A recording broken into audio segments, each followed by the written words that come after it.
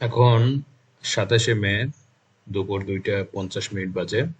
তো আমরা যদি এখন দেখি বাংলাদেশের বৃষ্টির পরিস্থিতি, বেশ কয়েকটা জায়গায় কিন্তু বৃষ্টি হচ্ছে। বিশেষ করে ভালো পরিমাণ বৃষ্টি হচ্ছে এই সিলেট অঞ্চলে, সিলেট এবং এই শ্রীমঙ্গল এরিয়া যেটা আছে, অর্থাৎ বাংলাদেশের পূর্বাঞ্চল সমূহে বেশ ভালো বৃষ্টি হচ্ছে। এদিকে খুলনা, বরিশাল, ঝালকাঠি, ভোলা, নোয়াখালী এই রিজনটাতেও কিন্তু অল্প বৃষ্টি হচ্ছে, এবং ঢাকার নিকটবর্তী যে এলাকাসমূহ এখানে কিন্তু হালকা বৃষ্টিপাত আমরা দেখতে পাচ্ছি। এদিকে উত্তরবঙ্গে অল্প কিছু বৃষ্টিপাত হচ্ছে।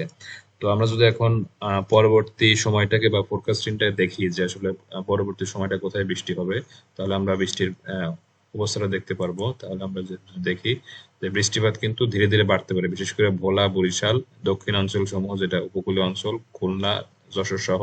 এবং এখান থেকে আমরা বড় একটা ম্যাপ পাচ্ছি, অর্থাৎ উত্তরবঙ্গ, পূর্ববঙ্গ এবং সাথে ঢাকা সংযুক্ত হয়ে দক্ষিণবঙ্গ, এই পুরা রিজিয়নটা কিন্তু একটা বৃষ্টিপাতের রিজিয়ন আমরা দেখতে পাচ্ছি।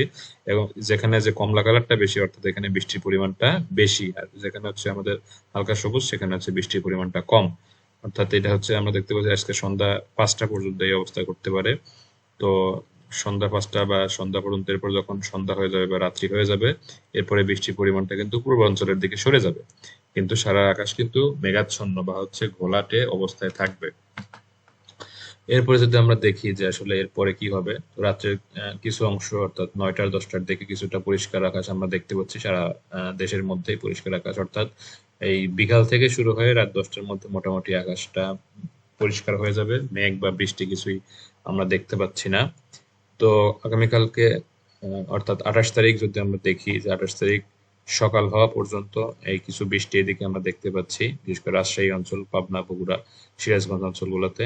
এছাড়া যশোর অঞ্চল, মেহেরপুর অঞ্চল, এখানে আবার কিন্তু একটা বৃষ্টির আভাস আমরা দেখতে পাচ্ছি। 28 তারিখ সকাল থেকে 5টার পরে বা হচ্ছে সন্ধ্যা সকাল 7টার দিকে যদি আমরা দেখি যে বৃষ্টি কিন্তু অল্প অল্প জায়গায় বিভিন্ন জায়গাতে হতে পারে, কিন্তু আজকে বিকেলের মতো এত ম্যাসিভ বা এত বেশি বৃষ্টিপাত আগামীকালকে আমরা দেখতে পাচ্ছি না। তো এটা হচ্ছে আমাদের আগামীকাল সকাল 10টার চিত্র। সকাল 10টার সময়, অর্থাৎ 28 তারিখ সকাল 10টা পর্যন্ত এরকম পরিষ্কার আকাশ থাকবে। তেমন কোনো বৃষ্টিপাতের আমরা আভাস দেখতে পাচ্ছি না আবহাওয়ার পূর্বাভাসে। তো এখন আমরা যদি এটা দেখার চেষ্টা করি যে আসলে আমাদের, এটা হচ্ছে আমাদের বর্তমান চিত্র।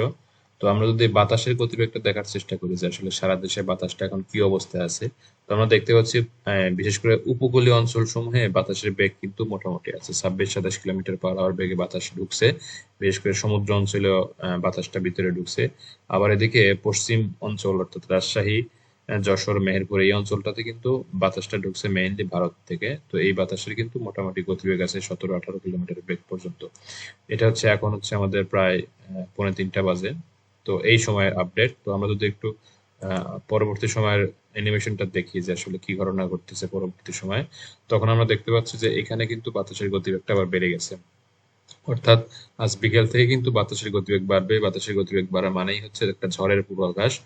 অর্থাৎ বৃষ্টির সাথে সাথে আমরা কালবৈশাখী ঝড়েরও একটা কিন্তু সম্ভাবনা দেখতে পাচ্ছি আজকে বিকেলের মধ্যে। বিশেষ করে সেটা এই দক্ষিণ অঞ্চলীয় যে এলাকাগুলো আছে, উপকূলীয় অঞ্চল, সাথে সাথে ঢাকার মধ্যেও কিছুটা অঞ্চল হতে পারে। তো সন্ধ্যার পর থেকে যদি আমরা বাতাসের গতিবেগটা দেখি, মোটামুটি সারা দেশে 20-25 কিলোমিটার বেগে বাতাস বয়ে যেতে পারে, সেটা দমকা বা ঝোড়ো হাওয়া যেভাবেই হোক না কেন। এরপরে রাত্রে মোটামুটি তেমন কোনো বাতাসের সম্ভাবনা আমরা দেখতে পাচ্ছি না। কিন্তু যেহেতু এই সময়টা কালবৈশাখীর সময়, এই সময়টা বৃষ্টির সাথে সাথে অনেক সময় বজ্র পড়ে। তো এই জন্য আমরা সবাই সাবধানে থাকার চেষ্টা করবো। বিশেষ করে ঝড় বা বৃষ্টি শুরু হলে কেউ বাইরে না থেকে সবাই যার যার নিরাপদ আশ্রয়ে থাকার চেষ্টা করব।